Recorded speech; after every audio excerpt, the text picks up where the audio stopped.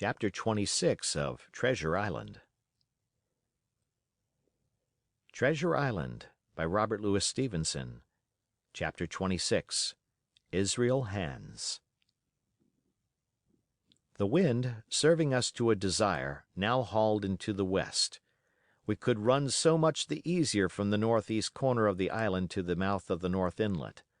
Only, as we had no power to anchor and dared not beach her till the tide had flowed a good deal farther, time hung on our hands. The coxswain told me how to lay the ship to. After a good many trials, I succeeded, and we both sat in silence over another meal. "Cap'n," said he at length with that same uncomfortable smile, "here's my old shipmate O'Brien. Suppose you was to heave him overboard. I ain't particular as a rule, and I don't take no blame for settling his hash, but I don't reckon him ornamental now, do you?" "I'm not strong enough, and I don't like the job, and there he lies for me," said I. "This here's an unlucky ship, this Hispaniola, Jim," he went on, blinking. "There's a power of men been killed in this Hispaniola. A sight of poor seamen dead and gone since you and me took ship to Bristol. I never seen such dirty luck, not I. There was this here O'Brien now. He's dead, ain't he? Well, now, I'm no scholar, and you're a lad as can read and figure, and to put it straight, do you take it as a dead man is dead for good, or do he come alive again?" "You can kill the body, Mr. Hans, but not the spirit. You must know that already," I replied. "O'Brien there is in another world, and may be watching us." "Ah," says he. "Well, that's unfortunate. Appears as if killing parties was a waste of time. Hows'ever, spirits don't reckon for much, by what I've seen. I'll chance it with the spirits, Jem. And now, you've spoke up free, and I'll take it kind if you'd step down into that there cabin and get me shiver my timbers, I can't hit the name on it. Well, you get me a bottle of wine, Jim. This here brandy's too strong for my head." Now the coxswain's hesitation seemed to be unnatural, and as for the notion of his preferring wine to brandy, I entirely disbelieved it. The whole story was a pretext. He wanted me to leave the deck. So much was plain. But with what purpose I could in no way imagine. His eyes never met mine. They kept wandering to and fro, up and down, now with a look to the sky, now with a flitting glance upon the dead O'Brien. All the time he kept smiling and putting his tongue out in the most guilty, embarrassed manner, so that a child could have told that he was bent on some deception. I was prompt with my answer, however, for I saw where my advantage lay, and that with a fellow so densely stupid I could easily conceal my suspicions to the end. "Some wine?" I said. "Far better. Will you have white or red?" "Well, I reckon it's about the blessed same to me, shipmate," he replied. "So it's strong and plenty of it, what's the odds?" "All right," I answered. "I'll bring you port, Mr. Hans, but I'll have to dig for it." With that I scuttled down the companion with all the noise I could, slipped off my shoes, ran quietly along the sparred gallery, mounted the forecastle ladder, and popped my head out of the fore companion.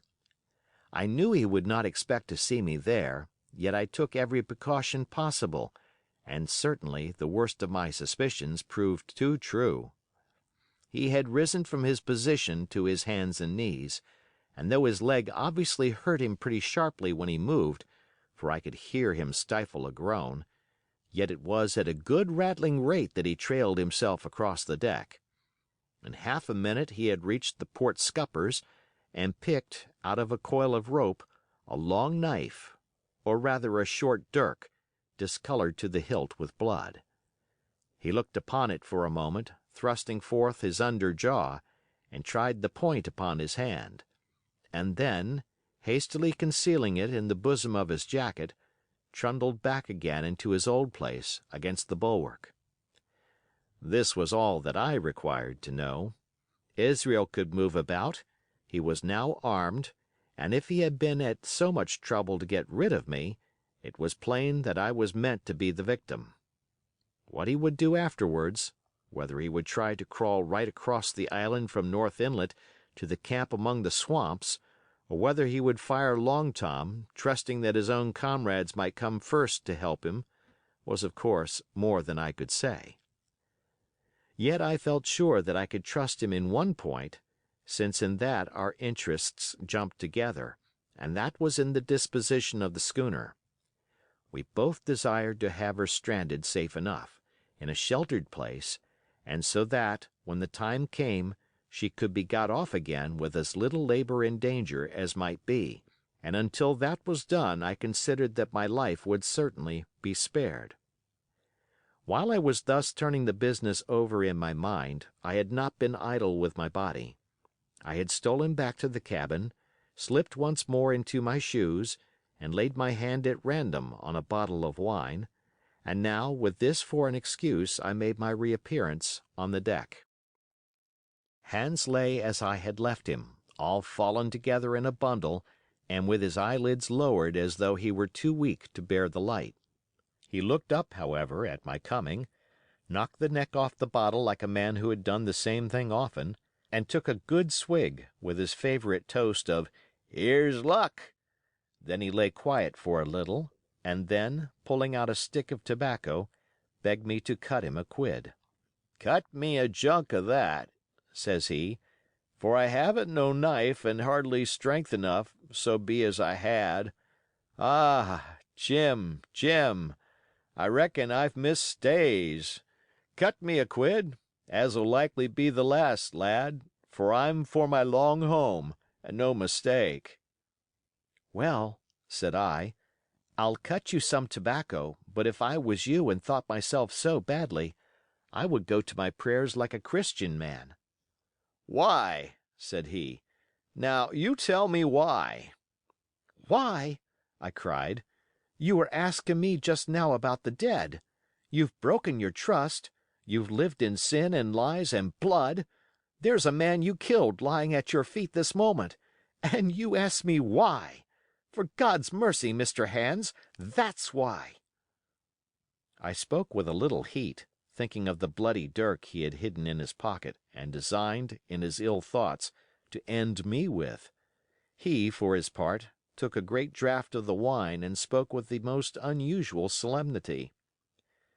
"For 30 years," he said, "I've sailed the seas and seen good and bad, better and worse, fair weather and foul, provisions running out, knives going, and what not. Well, now I tell you, I never seen good come of goodness yet. Him as strikes first is my fancy. Dead men don't bite, them's my views, amen, so be it. And now, you look here," he added, suddenly changing his tone, "we've had about enough of this foolery. The tide's been made good enough by now. You just take my orders, Captain Hawkins, and we'll sail slap in and be done with it." All told, we had scarce 2 miles to run, but the navigation was delicate. The entrance to this northern anchorage was not only narrow and shoal, but lay east and west, so that the schooner must be nicely handled to be got in. I think I was a good, prompt subaltern, and I am very sure that Hans was an excellent pilot, for we went about and dodged in, shaving the banks, with a certainty and a neatness that were a pleasure to behold. Scarcely had we passed the heads before the land closed around us. The shores of North Inlet were as thickly wooded as those of the southern anchorage, but the space was longer and narrower, and more like, what in truth it was, the estuary of a river. Right before us, at the southern end, we saw the wreck of a ship in the last stages of dilapidation. It had been a great vessel of 3 masts, but had lain so long exposed to the injuries of the weather that it was hung about with great webs of dripping seaweed, and on the deck of it shore bushes had taken root and now flourished thick with flowers. It was a sad sight, but it showed us that the anchorage was calm. "Now," said Hans, "look there. There's a pet bit for to beach a ship in. Fine flat sand, never a cat's paw, trees all around of it, and flowers a-blowin' like a garden on that old ship." "And once beached," I inquired, "how shall we get her off again?" "Why so," he replied, "you take a line ashore there on the other side at low water. Take a turn about one of them big pines, bring it back, take a turn around the capstan, and lay to for the tide. Come high water, all hands take a pull upon the line, and off she comes as sweet as nature. And now, boy, you stand by. We're near the bit now, and she's too much way on her. Starboard a little. So. Steady. Starboard. Larboard a little. Steady. Steady." So he issued his commands, which I breathlessly obeyed, till all of a sudden he cried, "Now, my hearty, luff!" and I put the helm hard up, and the Hispaniola swung round rapidly and ran stem on for the low wooded shore. The excitement of these last maneuvers had somewhat interfered with the watch I had kept hitherto, sharply enough, upon the coxswain. Even then I was still so much interested, waiting for the ship to touch, that I had quite forgot the peril that hung over my head, and stood craning over the starboard bulwarks and watching the ripples spreading wide before the bows. I might have fallen without a struggle for my life, had not a sudden disquietude seized upon me and made me turn my head. Perhaps I had heard a creak, or seen his shadow moving with the tail of my eye. Perhaps it was an instinct like a cat's. But, sure enough, when I looked round, there was Hans already halfway towards me, with the dirk in his right hand.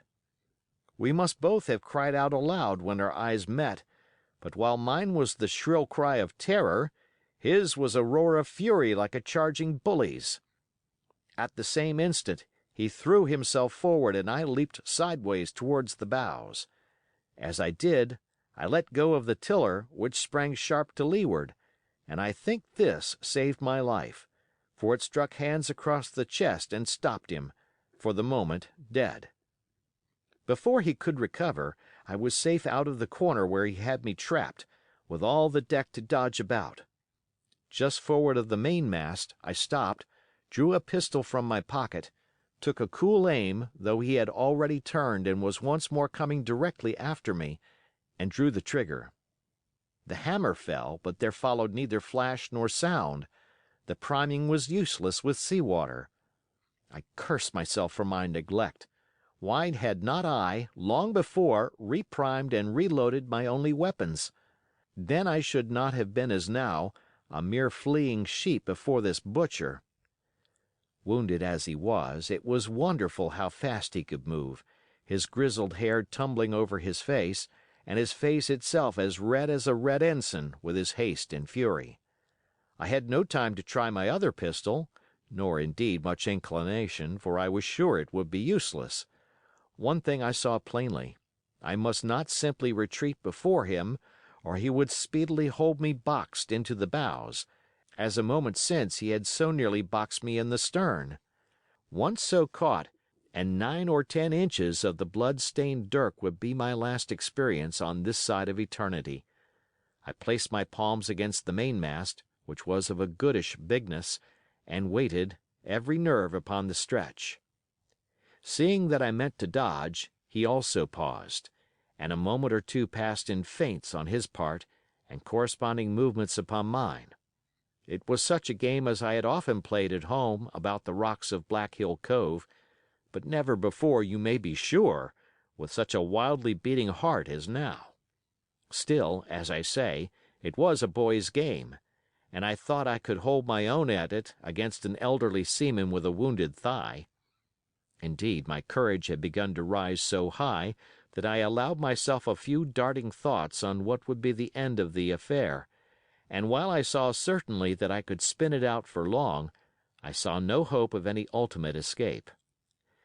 Well, While things stood thus, suddenly the Hispaniola struck, staggered, ground for an instant in the sand, and then, swift as a blow, canted over to the port side till the deck stood at an angle of 45 degrees, and about a puncheon of water splashed into the scupper holes, and lay in a pool between the deck and bulwark. We were both of us capsized in a second, and both of us rolled, almost together, into the scuppers. The dead Red Cap, with his arms still spread out, tumbled stiffly after us. So near were we, indeed, that my head came against the coxswain's foot with a crack that made my teeth rattle. Blow and all, I was the first afoot again, for Hans had got involved with the dead body. The sudden canting of the ship had made the deck no place for running on. I had to find some new way of escape, and that upon the instant, for my foe was almost touching me.